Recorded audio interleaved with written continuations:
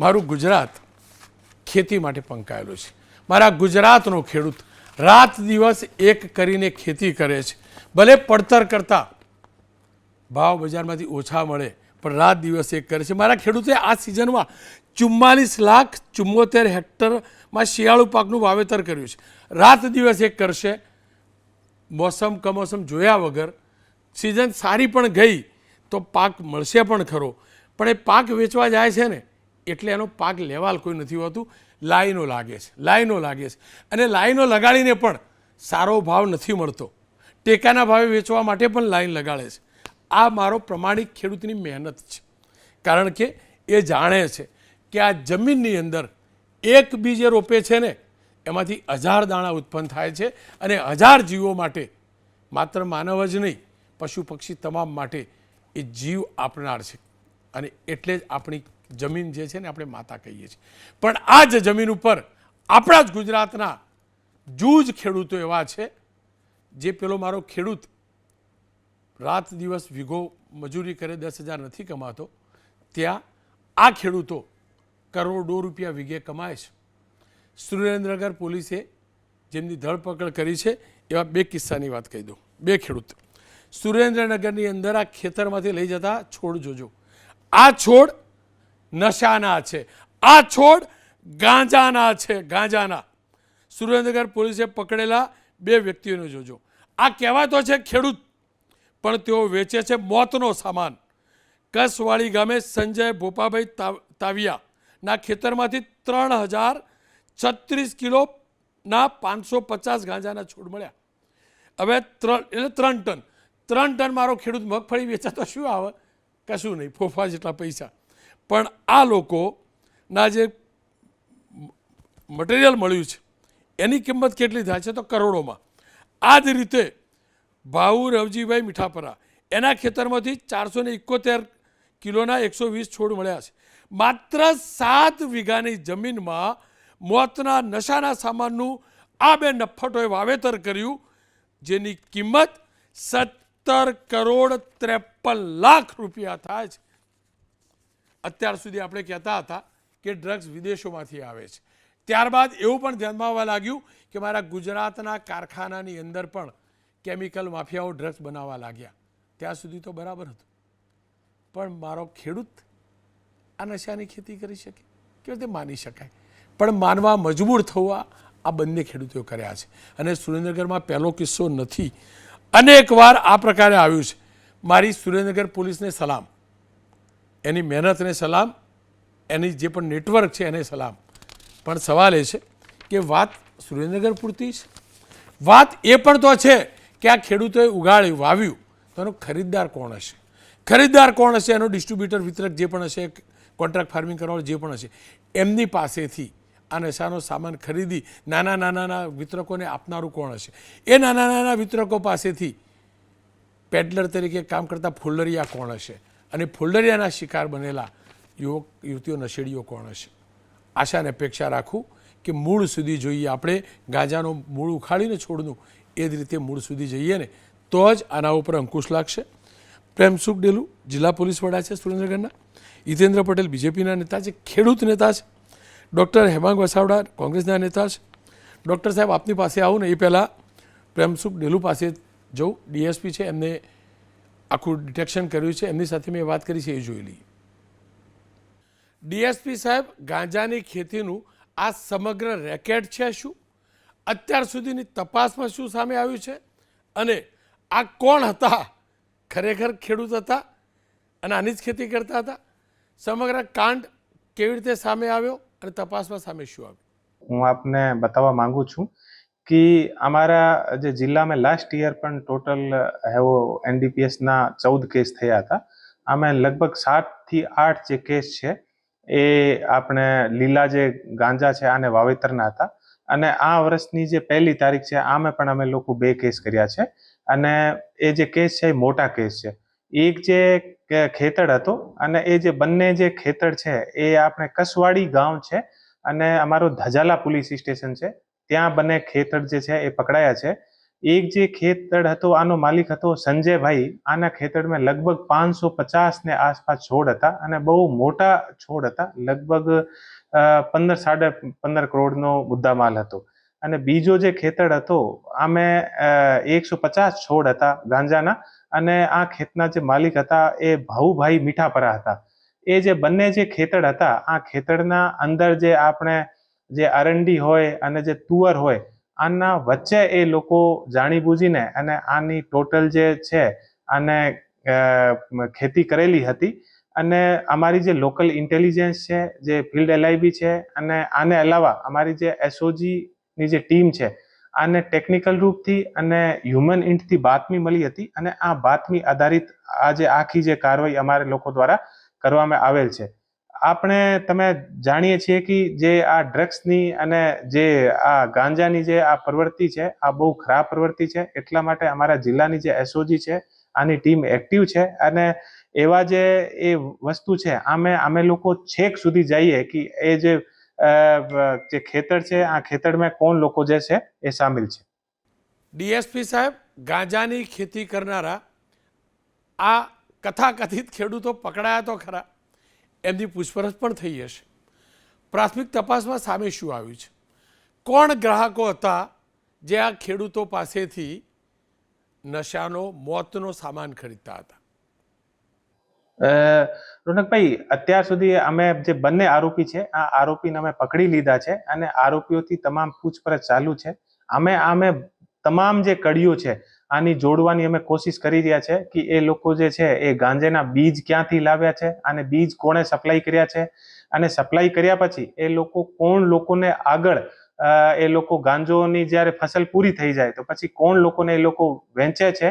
આ તમામ માટે અમે જે અમારી SOG ની ટીમ છે આને અમે તપાસ આપીને અને છેક સુધી અમે એક એક વસ્તુ જોઈશું કે કેવી રીતે આ જે બધી વસ્તુ છે વારંવાર એવી ઘટનાઓ આવે છે. લાસ્ટ યર પણ અમારે અહીંયા 8 એવા જે કેસ છે એ ખેતરના થયા હતા આના લીલા જે ગાંજા છે આને વાવેતરના.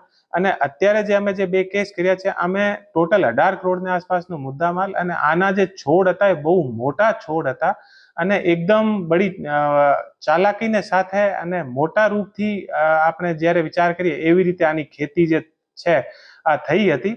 અને અત્યારે પણ અમે આ જે એરિયા છે આ એરિયામાં અલગ અલગ અમારી જે ટીમ છે એ હ્યુમન ઇન્ટ સાથેથી ફરી રહી છે. અને આને અલાવા અમારો જે મૂળ ટાર્ગેટ છે આ છે કે આ ખેડૂતોને સાથે આગળ આથી ખરીદવા વાળા લોકો કોણ છે અને એ જે લોકો છે એ ફર્સ્ટ ટાઈમ ખેતી કરી છે યા આથી પહેલા પણ એ લોકો ક્યારેય કોઈ ખેતી કરી છે, કોણે એ લોકો વેચ્યો છે, આ ટૂંકા સમયમાં તપાસ દરમિયાન અમારે સામે આવી જશે.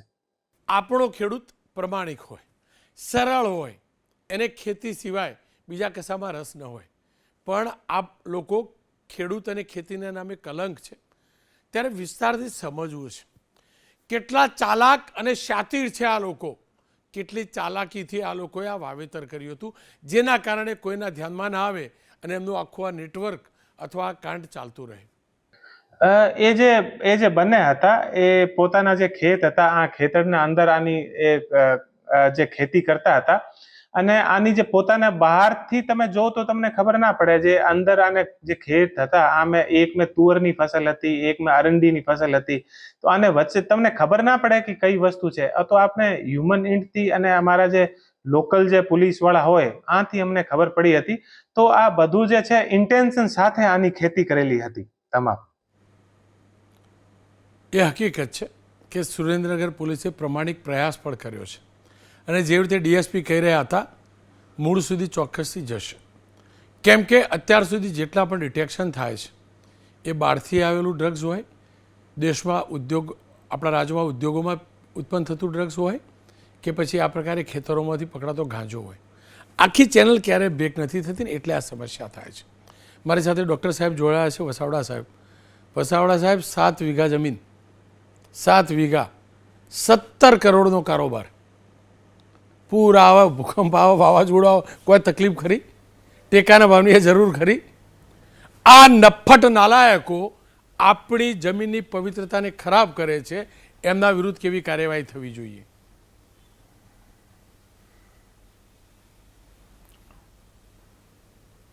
ગાંજો કોઈ પણ વસ્તુ હોય રોનકભાઈ, ડિમાન્ડ હોય તો જ એનું પ્રોડક્શન હોય. આ વાત આપણે સમજી શકીએ છીએ.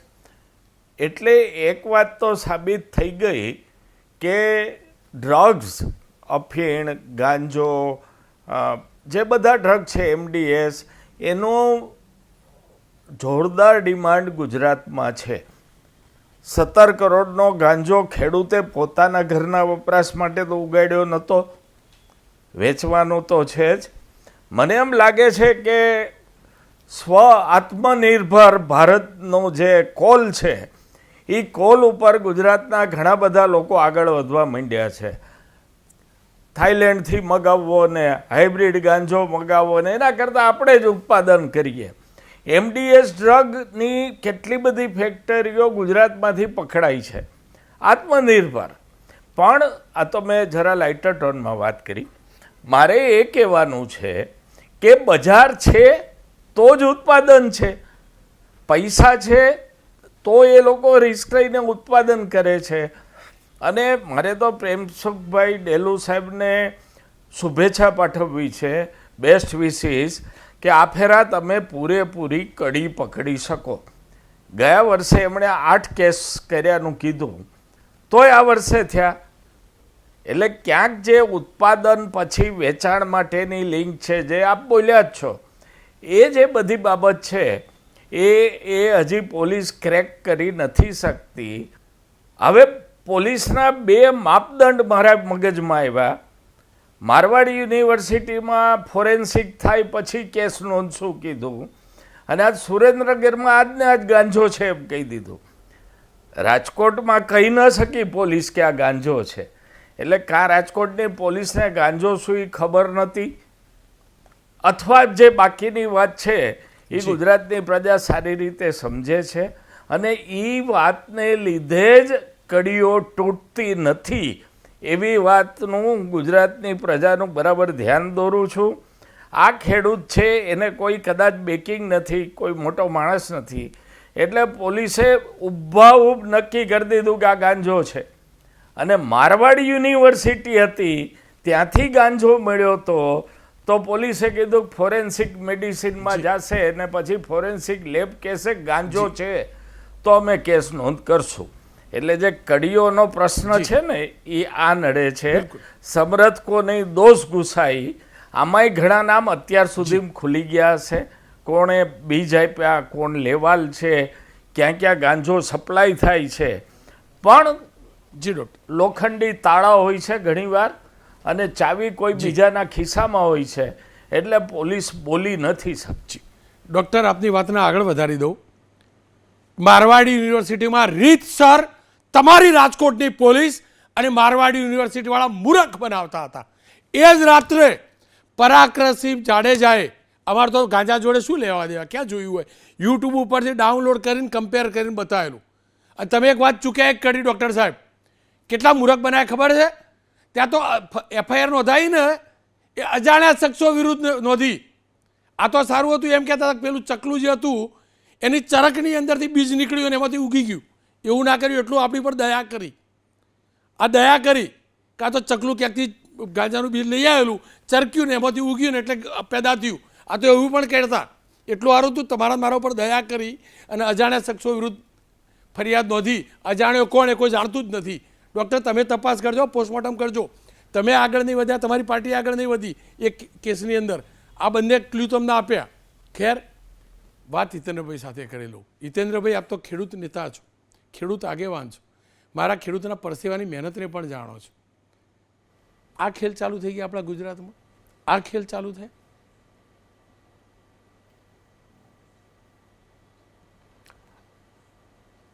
રોનકભાઈ, જે સમાચાર આપના માધ્યમથી જોઈ રહ્યો છું એની સખત શબ્દોમાં નિંદા કરું છું.